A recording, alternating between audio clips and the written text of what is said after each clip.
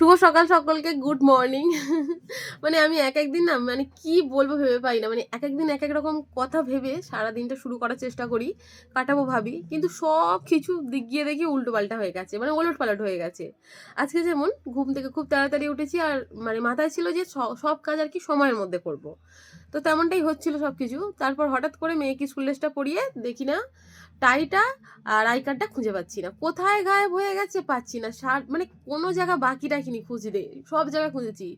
স্কুলে ফোন করলাম, স্কুলেও বললো যে নেই। মানে দুদিন ওই স্কুলে যায়নি, তারপর ওরা বললো যদি পেয়ে থাকে তাহলে তো অবশ্যই এখানে চলে আসবে। তো মানে আমি মানে চিন্তায় রয়েছি যে পাবো কিনা। আর এত খোঁজাখুঁজির মাঝে কেউ যদি এসে বলে যে কেন রাখিনি সুন্দর করে, কেন গুছিয়ে রাখিনি, মানে ভুল ধরতে থাকে নিজের, তো খুব বিরক্ত লাগে, বিশ্বাস করো। পাচ্ছি না, হেল্প করলে ঠিক আছে, কিন্তু নিজের ভুলগুলো যদি আবার কেউ হঠাৎ হঠাৎ করে খোঁচা দিয়ে বলে না, মাথাটা গরম হয়ে যায় আরো। ঠিক আছে, চলো, গুড মর্নিং।